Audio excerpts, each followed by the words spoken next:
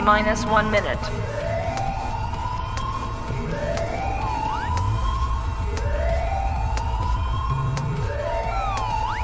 T-minus 50 seconds.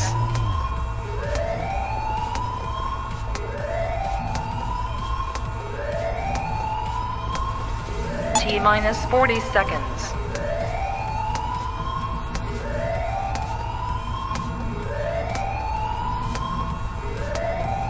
T-minus 30 seconds.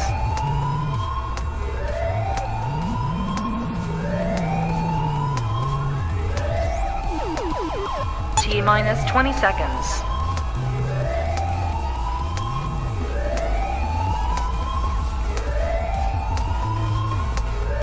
Ten, 9, 8, 7, 6, 5, 4, 3, 2, 1, 0.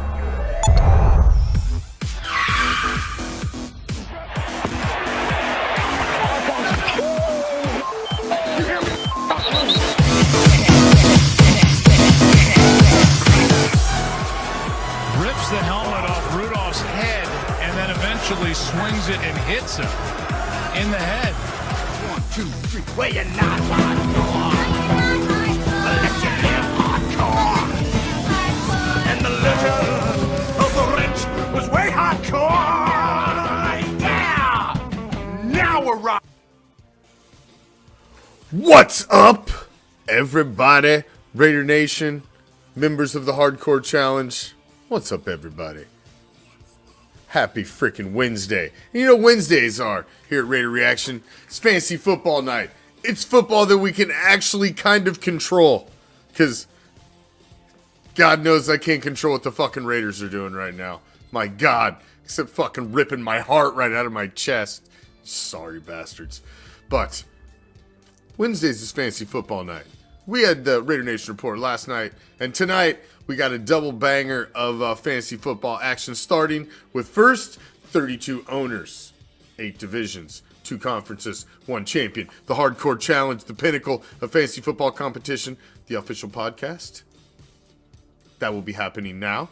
Then we take a halftime break, and we come back at 10:45 Eastern Time for the Raider Reaction Silver and Black Fantasy League show as Raider Nation from around the globe battles for 1 championship, $400, and an autographed Josh Jacobs jersey. Which that autographed Josh Jacobs jersey is looking nicer and nicer as the season continues to go on, because Jacobs is... he's looking solid, other than this last week. The whole fucking team looked like shit the last couple weeks. It is what it is. We're not talking about that tonight. Like I said, we're talking about football we can control. So let's get into it. We got the Hardcore Challenge, and then after our halftime break, we'll come back at 10:45 Eastern Time for our second fantasy show of the night. But let's get into it, shall we? Let's get into it. And where do we start? Well, shit, man. You always got to start at the top, right? And then...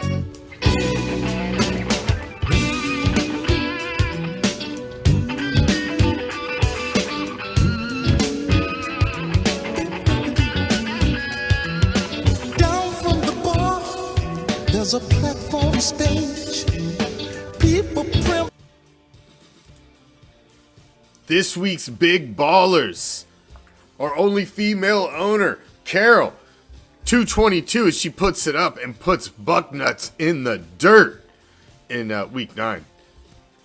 Also, worth mentioning, Carol, our only female owner, is the highest scoring owner currently out of all 32 owners in the league. She is the biggest baller of them all right now. Congratulations, Carol. Congratulations.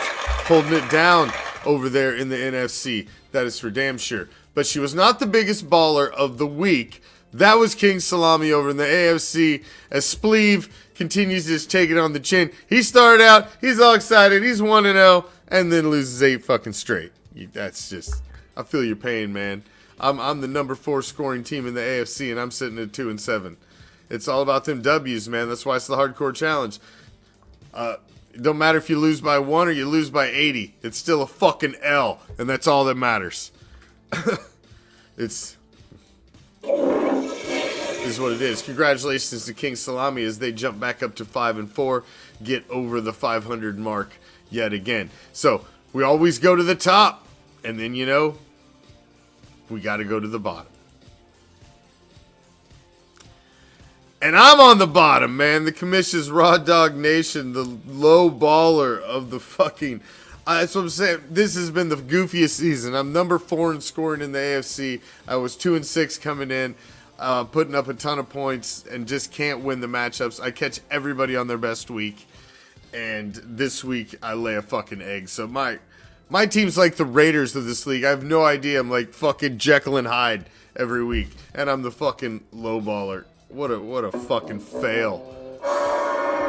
Miserable fail. And thank you all. I'm on the other side. I'm on the other side of the dick, so it's a 1 where it's hitting over there, but by the time it'll get to me, it'll just be a 60-mile-per-hour storm, and they just get names. Unless they're getting up to a 3 or 4 or 5, the hair doesn't start to stand up on my neck yet. But thank you, I do appreciate it, and yes, we are watching that shit. Especially after what just happened down in South Florida. That shit was brutal. I've got a Chubb, our only co-owned team. See, Larry brings in an offensive coordinator for his fantasy football league.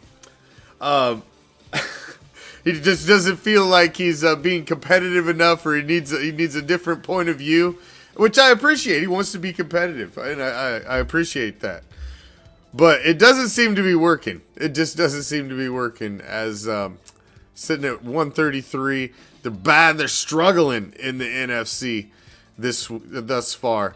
Really are. And hell, let's get there. Let's take a spin around the league, shall we? Let's take a spin around the league. And we'll start over in the AFC and the Great White North, where you see Daco's Tuesday sitting out at 6-3, coming off a loss even, and sitting atop the Great White North, which this just doesn't happen. But answer to the master, as Tom with 2 straight wins had the big win against me. He's crawling back.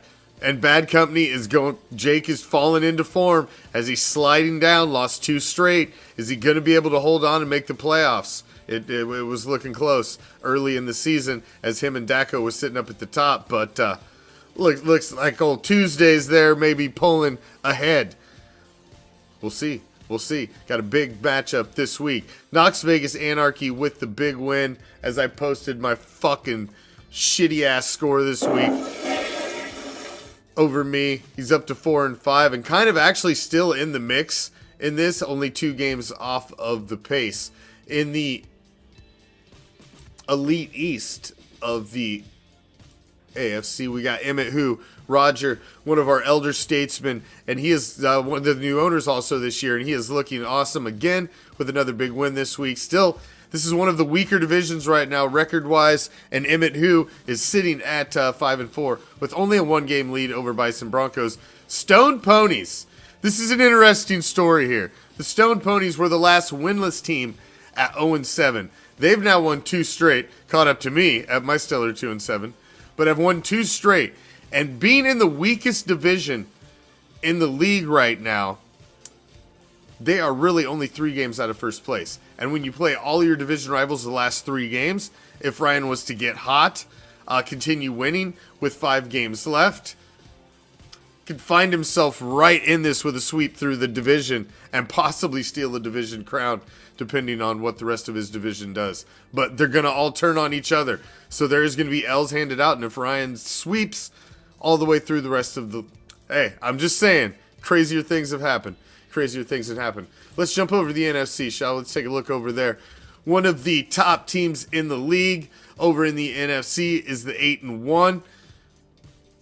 Just win, baby. Sitting at the top of the Great White North. Carol sitting right behind him with frickin' frackin' football time. The highest score in the league thus far.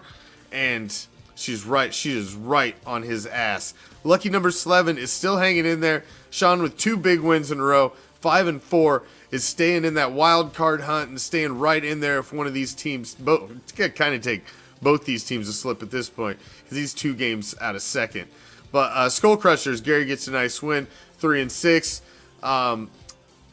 He's really kind of out of the competition. That sixth loss is usually death in the Hardcore Challenge, as we all pretty well know. The Elite East, which has been the strongest division, it has spawned the last 3 champions of the Hardcore Challenge. Pack Attack is back. Our defending 2-time champ is now the 2nd leading scorer in the entire league. And Take It Deep, the 2019 champion, has also won again and found themselves at 6-3. As the Emperors slid, they were sitting at 7-2. Craven lost one, and now you've got this 3-way tie. Even Knoxville Assassins gets up off the mat for half a second and wins one this week, but sitting at 3-6 in this division. 3 games back, it would take a lot for Brad to crawl back in this one. The Wild West is also probably the other weakest division in the league, definitely the weakest in the NFC.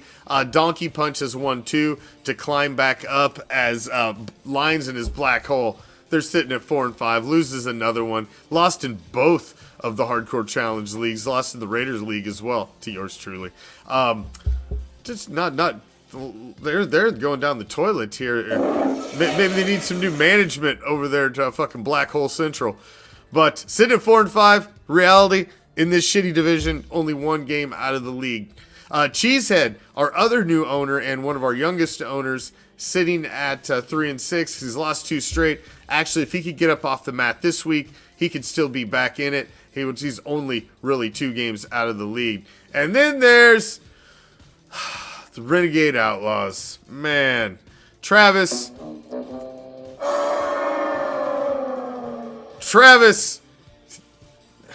got to play your team, Travis. Got to make sure you got everything ready to go. We know you won in there. You're in tank mode. But come on, man. Come on. You can't be handing out easy W's and shit. I don't even know what to say. And I'm taking a little... We have another 1-8 in the league as well, and that's Richard. And he's our Madden guru. And I'm taking a little enjoyment in watching him. But damn, Travis. I even picked you to do something last season. I don't know what it was. I must have been fucking drunk that night or something. But I don't know. You need something. A redeal? What, you want a misdeal? You want to put back in? I demand a miss. This has been misdraw. Like spades. I didn't get no spades. No, that's not how it works. The Browns have been asking for a fucking reshuffle for a long time. Fuck. The Raiders should take a reshuffle right now at the fucking coaching staff. Dirty South of the NFC. Boy, we're getting off in the ditch here. Let's get this fucker back on the road. Dirty South of the NFC. Bucknuts has lost 2 straight. They're on a slide, man. They're skidding. What the hell's going on over there? Bucknuts falling down the ladder. 6-3. The whole goddamn division was a loser this week. I got a Chubb. Co-owned. You went and brought in an offensive coordinator. That's something you usually don't see in fantasy football, but I do. I like seeing somebody think outside the box. Doesn't seem to be working, though. And Willie, the fucking wheels have come off for the fucking Bandits. I don't know what the deal is over there. Must not be eating enough of them fucking Tom Brady rice cakes and avocado ice cream or something over there. I don't know what's going on. Lost 4 in a row. It's kind of putting up decent score, but 3-6, man. Sitting 3 games out of the lead.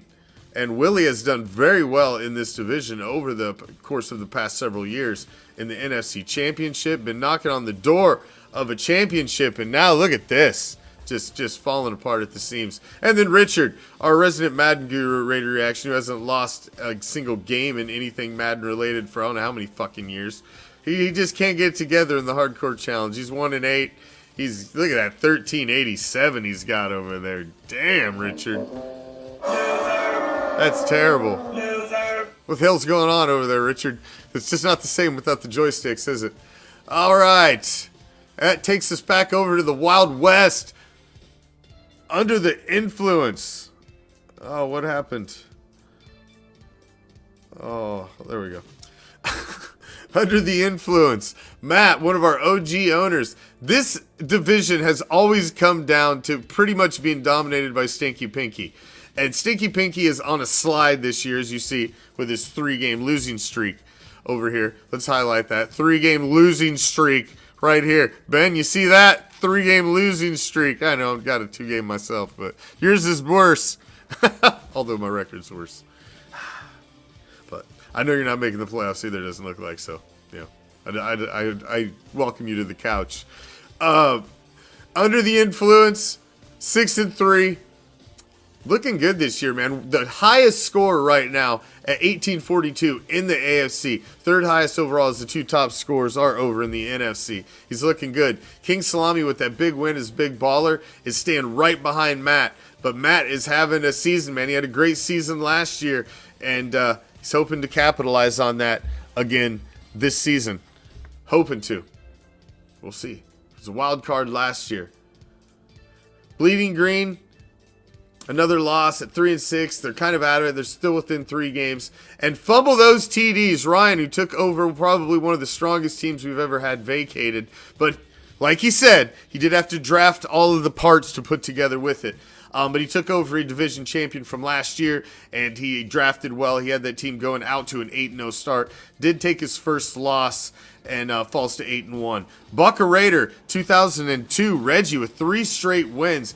Not one of the highest scoring teams, but Reggie just does what you got to do, man. And it's all about winning the matchups. I mean, look, I've outscored Reggie by almost 100 points, but it doesn't matter. He's getting the W's. He even got the W over me. So it's the way it is. And you'll look at All Pro Afro sitting at 6-3. This is a strong division. And 3 of my losses are against these guys. And that's part of the reason I'm sitting at 2-7. I'm not in a soft division. I'm probably in the strongest division in the league right now, along with the Elite East of the NFC. So it's not a walk in the park, but it is what it is, and I make no excuses. I make a few excuses. That is what it is. I gotta have something. Fuck! At least I'm tied for first in the Raider League. I do all right with Raider fans, apparently. Jesus, I don't know what the fucking deal is here lately. All right, that brings us to our highlight game of the week. Took a spin around the league. Oh, actually, one more thing. Let's make one more stop. One more stop. As we do have a new Power 5 that we need to unveil this evening. Fumble Those TDs is sitting at 8-1 with Just Win Baby sitting at number 2 right behind them at 8-1. Freaking fracking football time. Carroll, the biggest baller of them all right now with the most points scored in the entire league, sitting at 7-2. She's number 3. Bucka Raider 2002. Reggie has just kept winning and has crept into the Power 5 at 6-2-1. Congratulations, Reggie. Broke into the Power 5. Under the Influence, Matt, who is having another amazing season, following up that big 2021 season. He's following it up strong. He's sitting at 6-3 atop his division in the AFC Wild West, and he is also on the Power 5.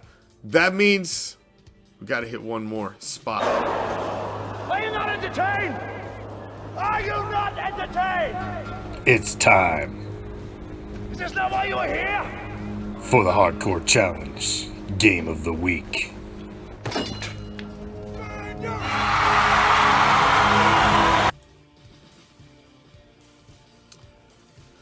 The game of the week for week 10. It's going down between Daco's Tuesdays, who's leading the Great White North of the AFC, and Under the Influence, who is leading leading the Wild West of the AFC. Both sitting at 6-3. Richard's coming off a loss. Matt is on a 2-game winning streak. Neither one of these teams are known for finishing well. So this is a huge game for them to step up to 7-3 and really almost put themselves into the playoff conversation early and take a lot of worry off of not sliding to 6-4 and finding themselves tied again for first place in their division, possibly taking a loss this week. So this is a huge game. And you see that it is projected to be very close, but Daco's Tuesday is projected to take the late win in this game on Monday night. Now, just a little history of these owners. Daco came in the league in 2011. They've been in the league a very long time. Richard has. In 2014 was his only playoff appearance as the then Johnsonville Brats took that team all the way to the Hardcore Bowl, where he lost to Carroll, whose team was then LaMartian. That was Carroll's championship year in 2014. Richard has not made the playoffs since. 2014 was the last playoff appearance. That was as a wild card team, not even a division champion. And so, you know he's wanting to keep this run going, man. It's been a long time coming to get back into playoff conversations and he's in perennially one of the toughest divisions in the Great White North. But the top is down a little, and Richard needs to take advantage and keep this train rolling. Now, Matt also has not finished well perennially in the Hardcore Challenge. He also joined the league long time ago, one of the original OGs back in 2010, even a year before Richard. And Matt has only made the postseason twice, once as a division champion in 2015, and he made his return to the postseason last year as a wild card in 2021. Unlike Richard, Matt has had zero postseason success. He's never won a playoff game in the Hardcore Challenge. His division has mostly been dominated by Stinky Pinky, and the 2 times he has gotten in, he has had no success. So neither one of these teams are known for finishing well. So this is a huge game between them to get some sort of foothold in the Hardcore Challenge going down this playoff stretch. 2 games left in interconference play, and then you go back to finish your season with 3 straight division games.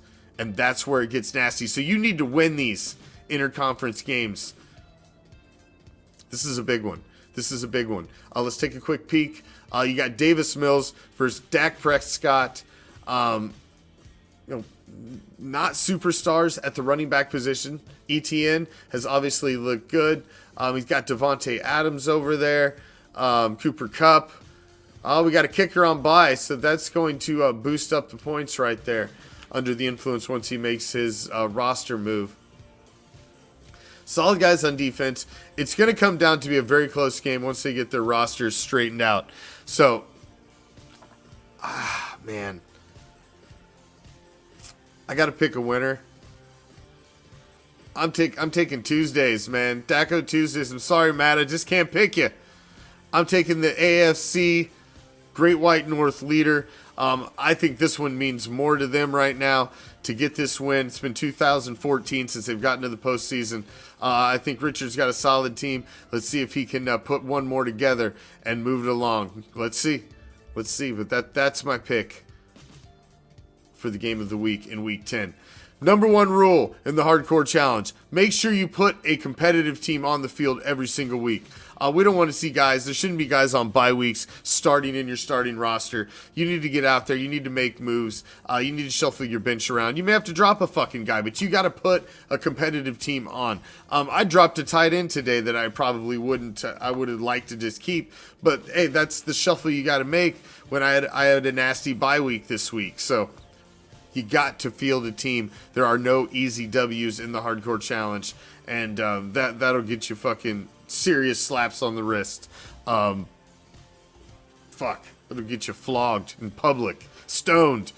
That's the number 1 rule. So make sure you're staying competitive. I know there's some people out. We're coming up on the trade deadline here in another week or so. Guys are going to be making moves that are out. I get it, and you're posturing for next season. That's part of being in a keeper dynasty league like we're in, and I get it.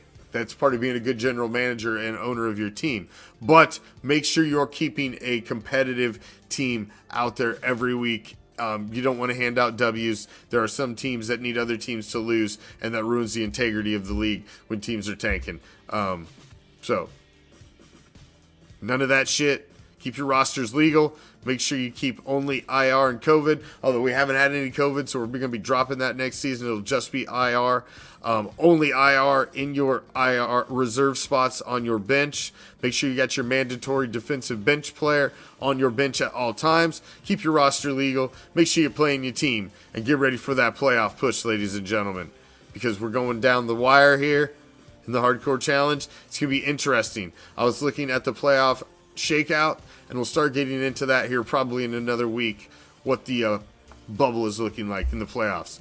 We're going to take our halftime break. We'll be back at 10:45 Eastern Time with our Raider Reaction Silver and Black Fantasy League show as Raider Nation is competing in our fantasy league, our other fantasy league, all Raider Nation, all over North America. 10:45 Eastern and about 15 minutes. Until then, I'm out. Good luck. Game on this week. Are you ready for the chat?